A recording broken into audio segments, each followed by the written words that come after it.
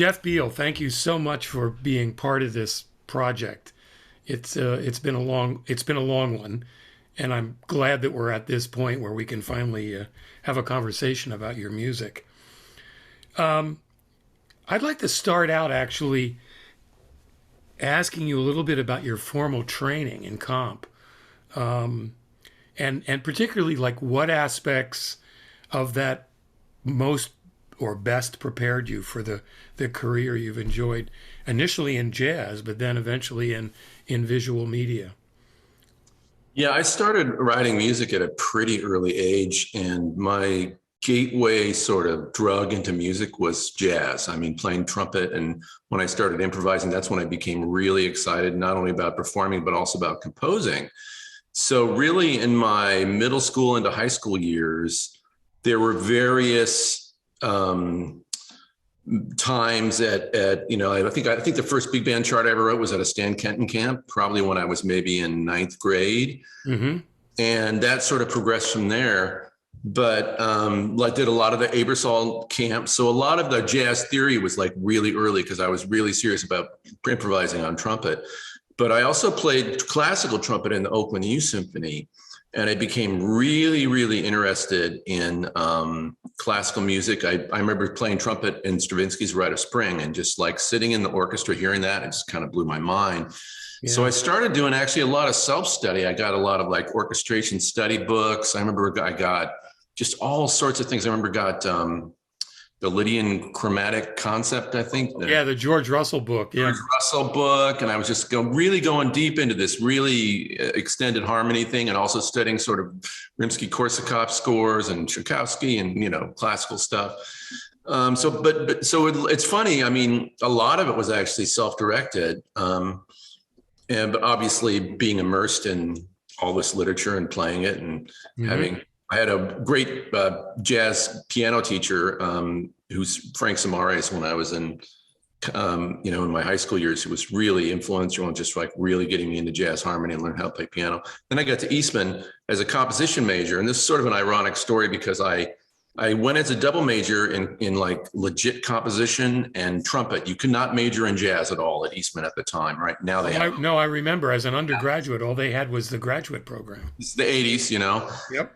So I was a classical trumpet and classical concert composition major. So I actually had one semester with Chris Rouse, which was great, but also I didn't feel like that was the perfect fit for the kind of music I was into at the time.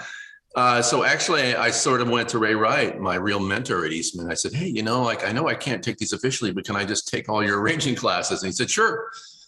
So I dropped the composition major with Chris and took all Ray's classes. So that was really a big part of my compositional education, certainly orchestration, composition. Sure. And I studied later on with Bill Dobbins that same year. But I was also around Sam Adler and Joe Schwantner and all these other guys. So it was like kind of like all in there, but that was really the extent of the training. And so I always, I feel like composing is something you learn as you do it. And I still feel this way. Like every time I have a chance to write a piece, or now that I'm learning to be a conductor, every time I have a chance to wave my arms, I take it. A lot of score study, a lot of listening to, just trying to, something I like to do is when I really fall in love with something, really pick it apart, really try to figure out what makes it work and figure out if I can artfully copy it or steal from it, as they say, as a great artist is supposed to do. You're supposed to not borrow, you're supposed to steal, make it your own. Yeah, what was that? This great Stravinsky line? I think that was Stravinsky, yeah. Yeah. I don't remember the exact quote, but it's very close. Yeah. I did not realize that you came into the Eastman program as a comp major. I think I maybe learned that many, many, many years later. I thought you came in as a jazz trumpet player, even though they didn't have a degree, or jazz and classical. And I knew you worked with Ray, and of course, Ray would be very proud of your accomplishments at this point, with many more yet to go. I think one of the things that has always fascinated me about your writing, particularly before you got very deeply involved in film and television, is your contrapuntal writing, which to me is just superb. And you've brought that in very interesting ways, even in your early jazz work, your jazz charts, or shall we call them studio orchestra pieces. I'm surprised that you didn't have a heavy training, shall we say, formally in counterpoint. I'm so glad you mentioned that because that was something I forgot. I left out. But I think some of the classes at Eastman that had a real influence on me were theory. I was in advanced theory, and we did a lot of Schenkerian analysis, which I loved because that to me was all about lines and shapes. And also as an elective, I took two electives at Eastman. One was classical, medieval, counterpoint, which I loved that too. Okay. Made a big impression on me. And I also took acoustics, which I also really love too, because I engineer and master a lot of my scores. So I think that class at that age reinforced something I was always very much into, was this whole idea of the lines defining the vertical, the horizontal being before the vertical. And really, when I look back on it, obviously the two are intertwined, but a lot of what I like in music is really defined first by the horizontal movement and the harmony as a function of whatever's happening. And I think that that's becoming more the case with some of the finer jazz writers. Absolutely. Is that they're thinking not so much vertically like the old days, but more of this way. And it's kind of chicken and egg. It's difficult to talk about one without, of course, talking about the other. But I think they're more driven by line than they are, coming up with a set of chord changes and then working on the line. The line comes first. Absolutely, yeah. That's interesting. It's interesting too that, when I was a student, I'm just old enough by comparison to you that Schenkerian analysis was not taught at Eastman. So I missed out on all that stuff. I missed out on a lot because I was just a little bit, older. And because I've talked to other composers that have taken a lot from that kind of approach to analysis and looking at scores through that lens. I'm going to ask you to get in your time machine for a minute if you can. And because I know that the scores from the alternate route CD are pretty old at this point. So I'm sure you're going to have a difficulty, as I would, thinking specifically about that process. But can you remember much about the creative process that particularly that led up to Miles to Go? Yeah, well, I had already kind of composed what was the other half of that recording, which was the trumpet concerto for Berkeley Symphony, which was the more of like a real classical concerto with improvising. And that's the alternate route, you mean? Yeah, north, south, east, west. Right. I had begun a relationship with the Metropole Orchestra through some other musicians I'd done arranging for, and they invited me to come out and do a series of things as a trumpet player, which I was really excited about. So there was a recording I did shortly after moving to Los Angeles, actually, called Three Graces, with a great band. Yes, I have it. John Patitucci, John Lee, just amazing.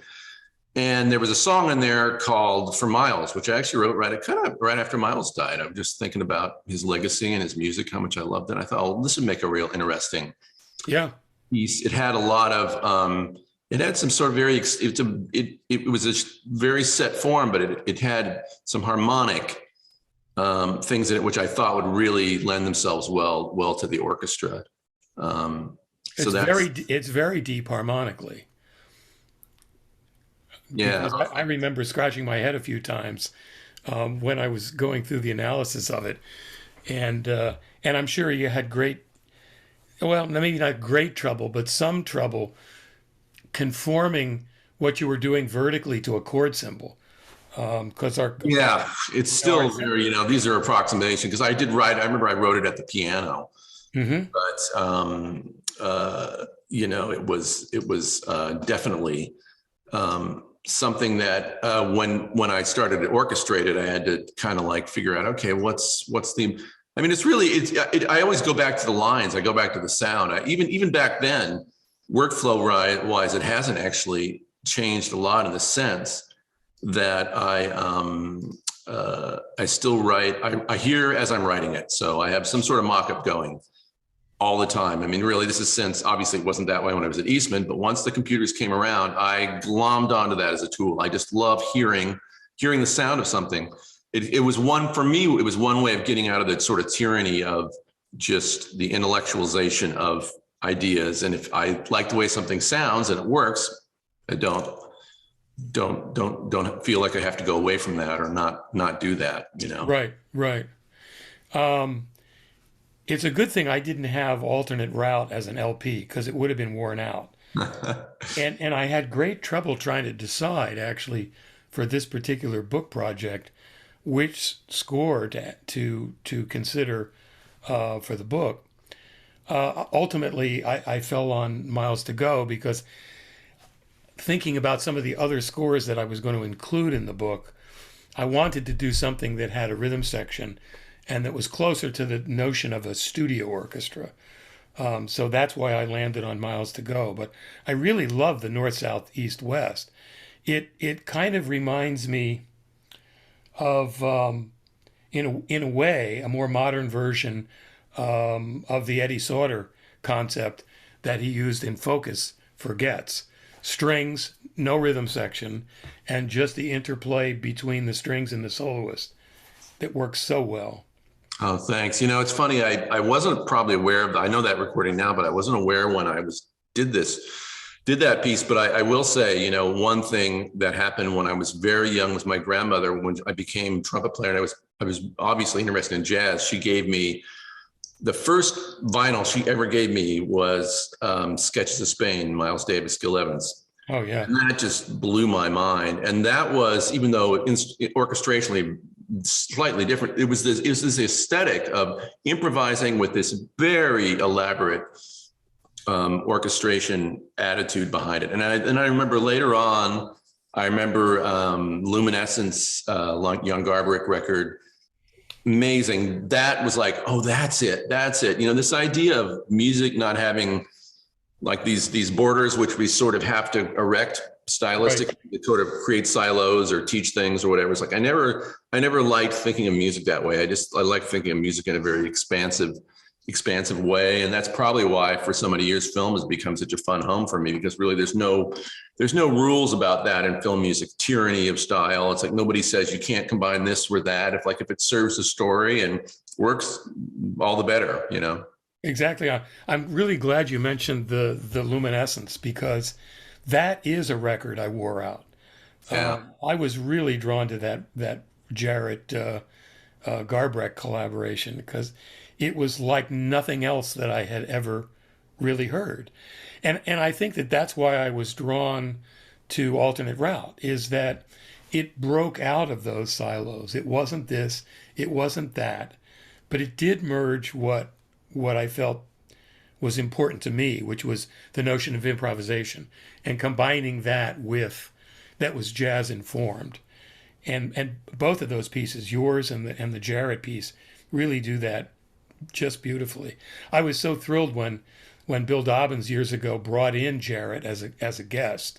This was probably some years before you started, and we did a studio orchestra piece that I think maybe Eastman must have maybe commissioned Jarrett to do. Oh, I don't remember. wow. Yeah, yeah, and it may be in their archives, like a lot of Love to other. hear that, because the only other one I know Arbor Sena is another one that's very much Yes, the style of that. But that recording is probably before his visit, I'm assuming, or I believe so. Although yeah. I don't remember. It was when I was in graduate school, so it would have been 74 to 76. Mhm. I think maybe it was 75 or 76, something like that. You know, getting back to Miles to Go, I think one of the interesting things I found out, or I found in using my own magnifying glass on the score, aside from the complexity of the harmonic structures, yet the nice linear flow and the way it all works together. I was struck by the form because while there were sections, it wasn't the usual, well, you do A and you repeat A, and then there's a B, and then it seemed like you were interchanging the the the pieces, if you will. And to me, that made it that much more interesting. Yeah, especially when you write for like and we were recorded as a band on Three Graces. It's song form, but yeah, one of the things I like to do with these studio orchestra pieces, especially back then, was really to sort of break the form, and create these little interludes. And I know for this, I think the thing that is very well sort of detailed in your analysis was this sort of this Mixolydian sort of. Yeah, It's almost like an Indian raga or something. yeah, It's yeah, like with the E pedal. Yeah, pedal, and it creates this little counterpoint line, and it really serves as sort of this other, almost an alternate B section or something, like which helps break up the sort of tyranny of the form a little bit. And then I do remember towards the end, I love strings. I still love string writing. I've done a ton of string writing in my film work, and the sort of the first time the theme is stated after the trumpet solo, it's really like this string orchestra piece. It goes into 3/4. I guess it's looking at my score right now. So yeah, I'm just right. go, but I guess it's bar 75. Hmm. And actually it's the bridge. It's the B section. Okay. I'm pretty sure. It's like the end of the form, Hmm. And yeah, so those kind of things, just kind of, and it begs a larger question structurally, Rick, which I think gets to the heart of what you're talking about, which something, especially now that many years later, decades later, being a film composer, I love surprises in music. As a film composer, they are your best friend. I mean, one of my pet peeves about film music is if it's music in a film that's too predictable, where you kind of know what's happening. That drives me crazy, because the sort of the essence of drama is surprise, and whether that's humor or tragedy, it's that thing that you don't see coming that really creates that impactful moment. And I love, that's my favorite improvisers do that. My favorite composers do that. It's not that the surprises are completely out of left field. They sound like mistakes, all those, but they provoke you in a way. They create some conflict in the pattern, and then they sort of create a nice problem that resolves itself. I just love those kind of things. And I guess in the structure of this arrangement, by creating other sections that you don't know, an unpredictability and asymmetry, it's more like nature. Maybe it's more beautiful to me. Hmm. Kind of like the way I see the flow of things. I like your use of the term drama, finding ways to create drama, and that often happens through creating a moment that's unexpected. Yeah. It works because what it's coming from and what eventually it's going to go to, Yeah. but it's certainly not anticipated. And you can do that in any number of ways, of course. Yeah, I look to try to make jazz scores look for the same kinds of moments to create in a jazz score. It doesn't matter what kind of music it is. I think that to me is something that also draws me to it. I noticed that, and this may just have been because of the technology then, or lack thereof, when you did the score, that all your dynamic markings had been penciled in. Yeah. It was that. Is that something you? So this is actually a larger question. Some composers wait almost until they've finished writing the piece or a major section of the piece before they sit back and think about putting dynamic markings in. Other composers do it as they're orchestrating because it's fresh. They're thinking about the natural tendencies of instruments and their shortcomings in terms of balances and so forth. Which approach do you use? Yeah, it's an excellent question. It's partially a technological answer because I did some early work in finale leading up to this time period. I think my bass concerto for John Patitucci was a finale thing and a few things. By the time I got to these works, I had moved over to Logic, which is still my workstation today for all my film and composition. I write all my music in Logic, which always has had a decent notation engine. So I use this. Up till about 10 years ago, when I finally became a part of the G. Schirmer Wise Music group, and they're sort of publishing all my stuff now. Before then, really all of my music that I was composed that was notated, I still was doing those scores in Logic.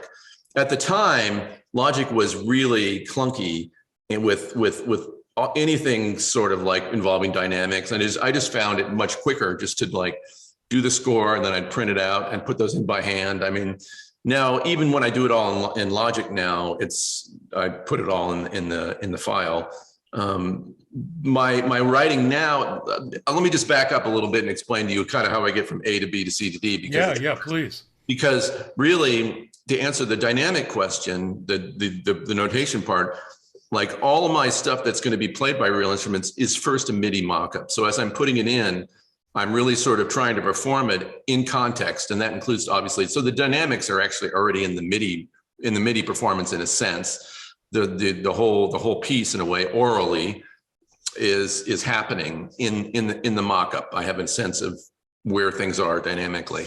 So really, it's only after doing that complete MIDI mock-up then I will go inside Logic and break it down and really start to format the notation, obviously clean up MIDI, all that stuff I need to do, and then sort of put the fine-tune stuff in. I've had a lot of fun lately. I actually had a premiere in Germany a few months ago of a new big band score, big band and choir for a whole silent movie, the Cabinet of Dr. Caligari. And for that, it was very similar as these Metropole charts I did back in the day. It was started just with a mock-up, then moved that all that was all in Logic. Then I moved that all into Sibelius, because again, it was going to be published. And then once it was Sibelius, I actually had my mock-up, an audio of my mock-up going so I could kind of see it. And then that's been a sort of fun part of the process now for me too, because the mock-up is kind of like the frame of the building and most of the rooms and most of the doors and the windows. But when I see it visually, then I can kind of, especially since Sibelius is so detailed with all the stuff you can do, then I love seeing it, vertically on a big monitor here. And then I can really fine tune and just go back into sort of hand drawn mode and put all those details in. And obviously sometimes add things that I just, knew I would maybe come up with later, little details of orchestration or those type of things. Yeah, I don't know whether you know this, but back in the day, Logic was originally written for the Atari. This is true. Creator and notator, yes. Right? I actually went out and bought an Atari so that I could run that one program. Oh, yeah. Yeah. And I kept it for a while. And then eventually Sibelius came out and I replaced everything, Finale and whatever it was called for the Atari with that, and I've been very happy with that. More and more people seem to be gravitating lately to Sibelius. Yeah.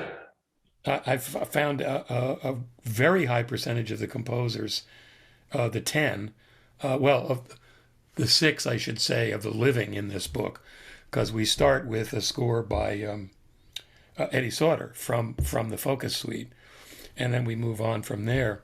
But of the contemporary composers, almost everyone is using Sibelius now. Let me ask you something else too, and I think I already know the answer. I noticed that at times in the Miles to Go score, you mixed sharps and flats. The winds were in flats, the strings were in sharps. And I think I know the answer, but let me hear it from you.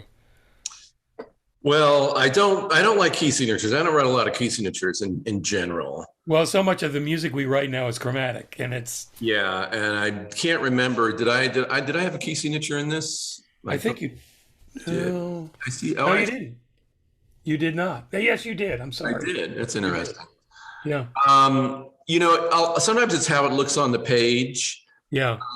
Is one thing, but obviously, it's this never-ending push-pull string players by nature. And I was probably more naive back then as I am now about, it's actually kind of funny that you noticed that, but yeah, generally you think of the saxophones, the brass family, as all being sort of on the flat side of the wheel of fifths. Yeah, Strings right. are the exact opposite. They love to be on the sharp side just because of the way they're in, just because of the physics of their instruments. Right. And so that's probably a reason, you know, just visually how they think.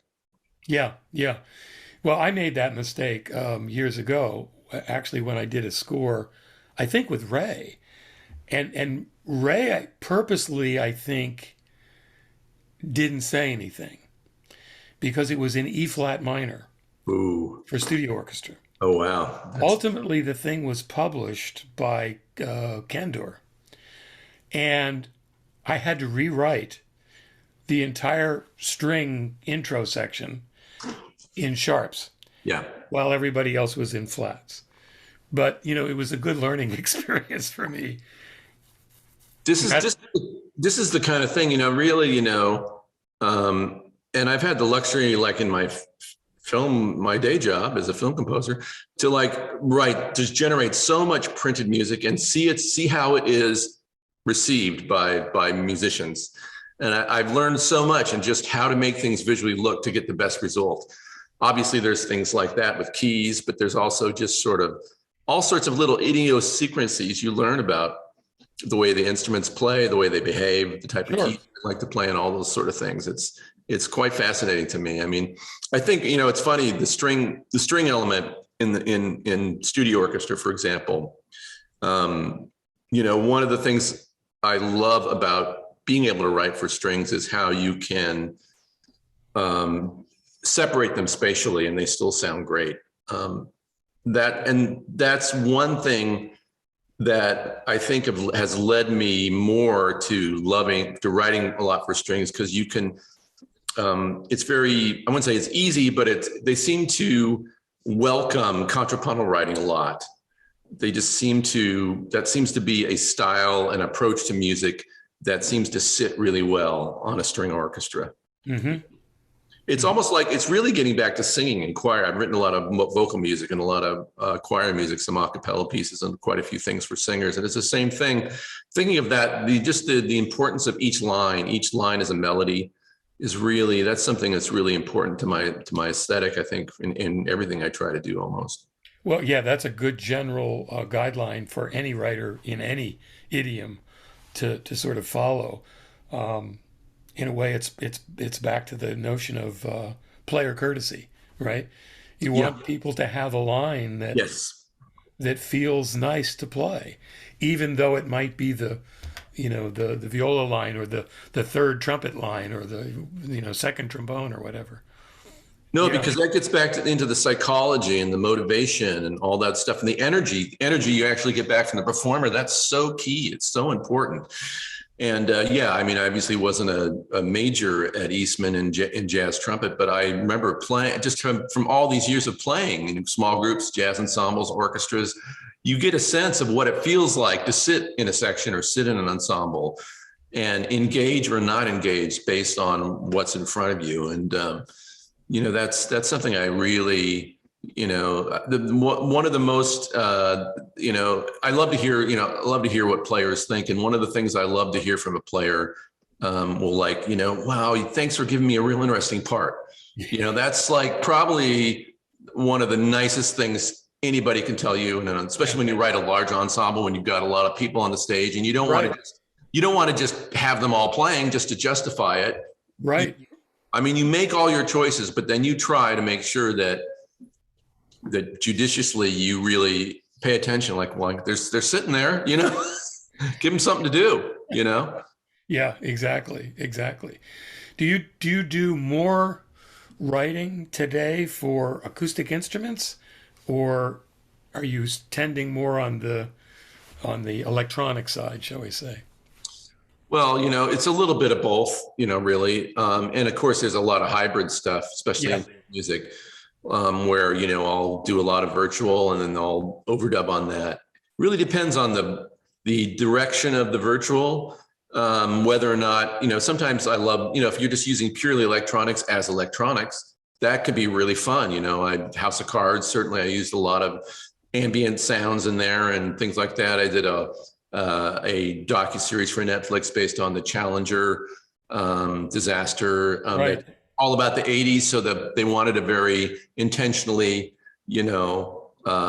sort of period sound. I'm working on a movie right now where probably eventually it'll all be real instruments. But even during during the early part of the process, it's all mock-ups. But when I do mock-ups, I perform everything just like I do in my mock-ups of concert works or whatever. Try to make them feel as natural and as human as I can. Nothing's perfectly quantized and played in by hand, just to make it feel, Yeah. So it's real. Yeah.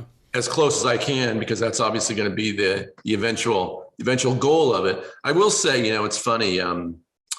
The pandemic has taught us all a lot of things. The one thing that taught me immediately, very quickly, was, even though I'm like most composers, there's an aspect of my life that wasn't drastically affected, the sort of sitting at home in a room staring at a screen, but the social aspect of just working with musicians.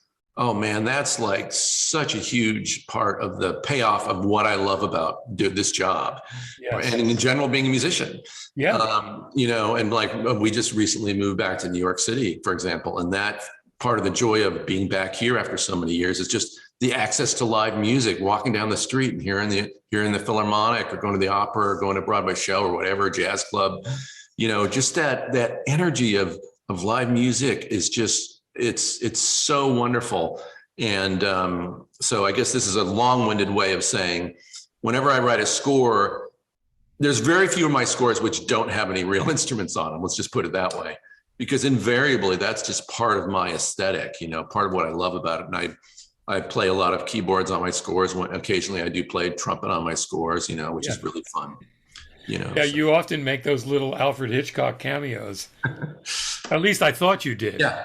Yeah, no, that's a funny way of talking about it. And, I've had to be careful, because that is such a big part of my musical identity, obviously a jazz trumpet player. Yeah. I don't want to insert that into every score, obviously. Right. But when somebody needs it, when the scores, I have a blast, Sure. It's so much fun. In fact, there's this little documentary that's just out in theaters this week about the whole GameStop stock craze thing that I scored. And it was really fun. We actually had a full orchestra on it, kind of representing the grandeur of like the establishment kind of thing. But there was also sort of like a heist element to it, sort of an Ocean's 11 thing. So I got out my trumpet and like did some wah-wah trumpet, like Miles, So that was fun, I bet it was great fun. Let me ask you, I just have a few more questions. When writing for an ensemble like the Metropole, which I would again refer to as a studio orchestra, are there any guiding principles that you've kind of learned to live by? Things not to do, things to do because you know that they really work? Well, this is an interesting question, because the Metropole orchestras have evolved. Like, this is over 20 years ago I wrote this, right? Yes. The ability of string players and to phrase and to be rhythmic has dramatically increased. Yes. And one of the things I've done in a lot of these pieces, they're certainly on that record, is don't be afraid to use the strings, not just as these beautiful colors, this beautiful thing. Don't be afraid to use them contrapuntally, writing really cool lines. And don't be afraid to have the rhythm section just stop for a second and let the forward motion being taken by the orchestra, let the strings take it, let the winds take it. I think I think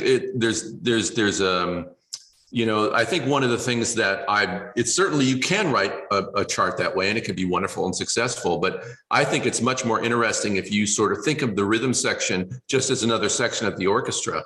And they're not necessarily from bar one to the end. They may be come in and come out, or maybe you start with the orchestration and then figure out how the rhythm section fits into that in certain places. Right, right. Because really, in any sort of large orchestra form, it's really an aesthetic. It's like painting. It's like, well, which colors are going to put on the canvas when and why? and also over the course of the time that this thing is existing, there's so many things you could do sonically to create variety, create surprise. So really, I think the thing to remember is to go there, and also to take risks. There's so many things which I've learned over the time just by, well, let me see what happens, and 9 times out of 10, like if it makes sense to you, like aesthetically, it'll work in the room, Yeah. and if it doesn't work, you'll know. Yeah. Sure. But the thing I was going to say about performance practice is that I found this is probably because now like film music has become such more of a staple of all the symphony orchestras all over the world now. I've noticed this when I've taken like my film suites out, whether it's House of Cards or whatever. Pollock is a very rhythmic film score I wrote early in my career. I remember that. Very rhythmic string parts, and used to be like sometimes get a struggle to get an orchestra to really get into that. Doesn't take as much time as it used to. Yeah. Which is wonderful, because really this music we love, this jazz, these traditions that have like they come from Africa. They come from these totally different non-European rhythmic traditions that involve groove and pattern. Mm-hmm. That is finally seeping into the stew of music, which is wonderful. That's how I like to think of music. I hope that I think the canon is always evolving, and it has to change and grow to stay alive. And this is involving every aspect of the canon. And I'll tell you a great example of, I remember years ago when I was at Eastman, I remember one of my very first pieces I showed to Chris Rouse. There was a little chord, and he goes, "That sounds a little bit like a jazz chord. And I'm so sure you should put that in there." And I was like, it was kind of like hard to hear, I was kind of like upset about that in a way, because like, what do you mean? Isn't that part of music? No one owns a chord, right? Yeah, and it's the association, and we went down and we saw Terence Blanchard's opera, which premiered at the Met this season. And it was great, really nice, wonderful opera. It was also wonderful to be in that sitting and hear, like we've got a few of these, Gershwin and a few of these, but not a lot. No. And it was really nice to see a real new production where the language of American music, jazz, as an idiom was front and center. So I think it's really encouraging to all jazz artists or all arrangers to think bigger. Yeah. I think we're in a time socially where this sort of ending of these sort of borders, it is a little bit of form of almost a musical form of racism, in a way that, that's not our music. And I was like, well, listen, if we're all, this is more of a plurality kind of an aesthetic we're living in. So I think the idea that the more we encourage that sort of open big tent musically is great. Well, I think you're right on the money. I think it's changed because of both the musician's sensibility and their awareness of other music, of other cultures and pop music and this and that. But I think it's also orchestral managements who have become much more open, the managements of orchestras, the conductors of orchestras, to commissioning works, to premiering new works, and they're not so. We just heard the wonderful Wynton Marsalis tuba concerto premiere with this young female tubist. Oh wow! Who's the principal tubist with the Philadelphia Orchestra?